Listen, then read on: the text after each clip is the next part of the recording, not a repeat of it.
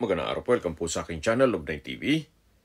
Patalasasan po, meron po ba kayong mga properties na napapapayaan or non-performing assets? Plan nyo ibenta, pero wala kayong oras sa pagbibenta nito. Kung ito'y pagkakatiwala nyo po sa amin, tawag lang po kayo sa aking numero, usap po tayo, gawan ko po ng video for free. Yes, libre po, wala po kayong babayaran. Tutulungan pa namin kayong mabenta ang inyong property. Kami na po bahala sa marketing, sa boosting or paid ads, even sa tripping. Hindi na po kayo mapapagod sa pag-entertain ng mga buyers. Kami na po bahala sa lahat. Tawag lang po kayo. Nandito po tayo ngayon sa GMA Cavite kung saan meron po tayong bagong video presentation. Isang commercial residential property na 3-story building. May lot area po ito na 300 square meters. Ito po titulado. Kaya wala po kayong maging problema sa documentation o sa transfer ng title. Maayos pa po ang structure nito. Konting hilamos na lang sa pintura. Dito po sa baba ay meron pong commercial space. Then, meron pong driveway na high ceiling.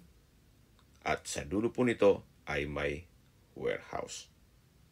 Samahan niyo po ako. Pasok po tayo. So, ito po yung tinutukoy ko na driveway. Hanggang sa dulo po yan. Kahit po malaking truck o 10-wheeler truck ay kaya pong pumasok dyan.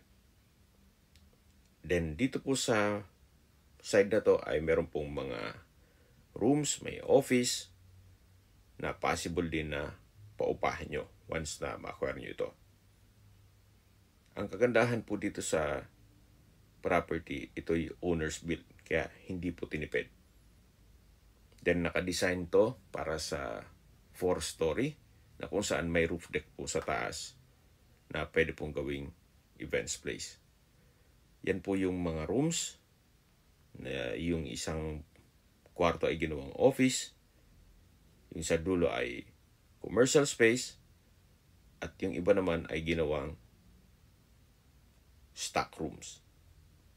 So ito po yung dulong parte nitong building na kung saan napakalaki pa po ng espasyo nito. At sa likod po nito ay yung main road na connecting bypass road. GMA Dasmariñas Bypass Road. Ito po yung tinutukoy ko na likod nitong building kung saan possible din po itong mabuksan at lagyan ng commercial space. Ito naman po yung tinutukoy ko na GMA Dasmariñas Bypass Road na connecting sa ibang parte ng Cavite. Ilang kilometro lang po ito mula dun sa building. Yan po, patapos na siya. So babalik po ulit tayo dito sa loob. Yan po yung tinutukoy ko na wall na kung saan na-present ko sa inyo kanina yung video na along main road. At the end of the day, na gusto yung buksan at gawin yung commercial space, possible naman po yan. So mula po dito sa dulo nitong building, babalik po tayo ulit dito sa driveway at matatanaw na natin yung main gate. Ito pong building ay nasa loob na isang subdivision na kung saan ito'y 55 hectares master plan community. Kaya marami na rin po kayong magiging kliyente dito. Gawa ng marami na rin po kabahayan dito. Dito po sa gilid ay open lang, kaya may natural ventilation. Yan po yung high ceiling. At dito po yung office. Then sa dulo yung commercial space na may hardware. At yan po yung main gate. Dito po sa harapan ng building ay kakasya pa ang 3 sasakyan. Kahit po SUV. At ito po ay along 2-way cemented road. Mga commercial space na rin po ang nasa harapan nito. At katabi lang natin yung Alphamart. Dito po sa second floor ay meron po itong 7 units na apartment. Then itong hagdan ay naka-concrete staircase. Samahan niyo po ako, akyat po tayo. So mula po dito, yan po yung mga apartment. 7 units po yan. Each apartment has 1 bedroom and toilet and bath.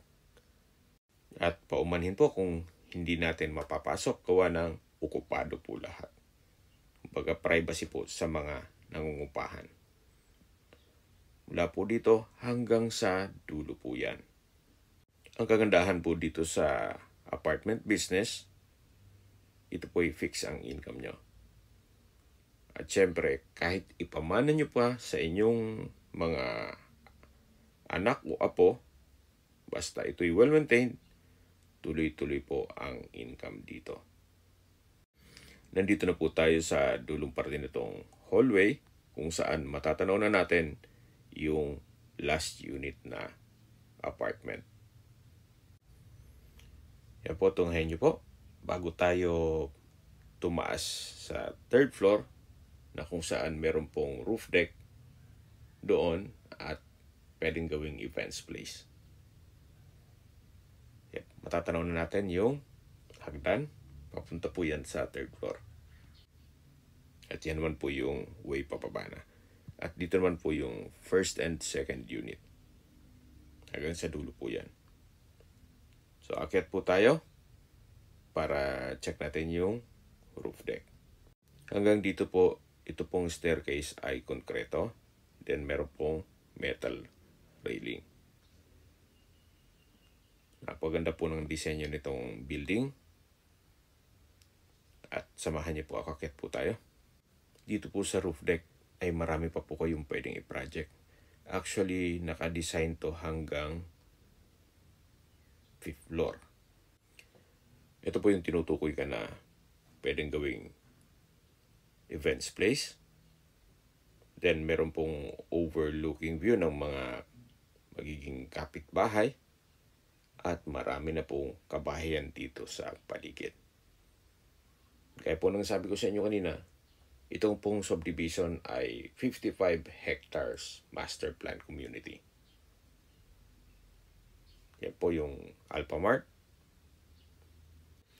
Pwede rin pong extension to ng mga apartment. Gawa ng napakalawak pa po ng espasyo nito. Then sa dulo po ay meron pong stage. Then sa baba ay meron pong kitchen. Then may comfort rooms dito naman sa kabilang side. So skip po ng video, summarize ko lang po. Ito pong property ay nasa GMA Cavite.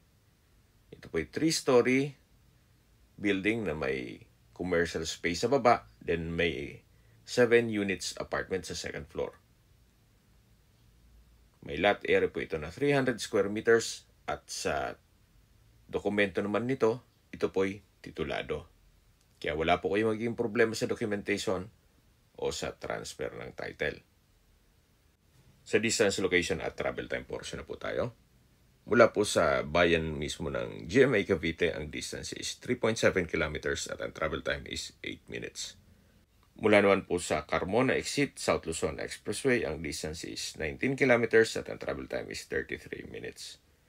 Mula naman po sa Alabang Skyway, ang distance is 34 kilometers at ang travel time is 49 minutes. Ang Alabang Skyway po ay connecting North Luzon Expressway at ibang parte ng Metro Manila.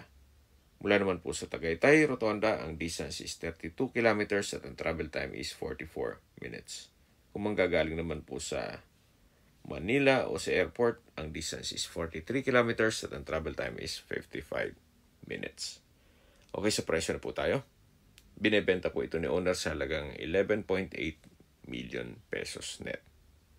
Ibig pong sabihin, si buyer po ang sasagot sa lahat ng taxes at expenses with regards to documentation. Fair deal na rin po ito, gawa ng sa laki po nitong building at sobrang mahal po ng materialis ngayon o construction cost, mukhang hindi po aabot ang 11.8 million pesos sa pagpapatayo ng ganitong kalaking building at bibili ka pa ng lote o lupa. Anyway, yan naman po yung opinion ko lang naman. Depende pa rin yan sa inyo, sa assessment nyo dito sa property. Kaya kung may mga katanungan po kayo, tawag lang po kayo sa aking numero. At sa mga kababayan naman natin na sa ibang bansa, meron po akong Telegram. Sa mga iPhone user man, may iMessage. Meron din po ang Viber at WhatsApp. Same number lang po, 0917-316-3399. Sa mga nagtatanong naman po ng aming Facebook, meron po aming Facebook page na Nov9 TV at Facebook Reels Video. Meron din pong TikTok at Instagram.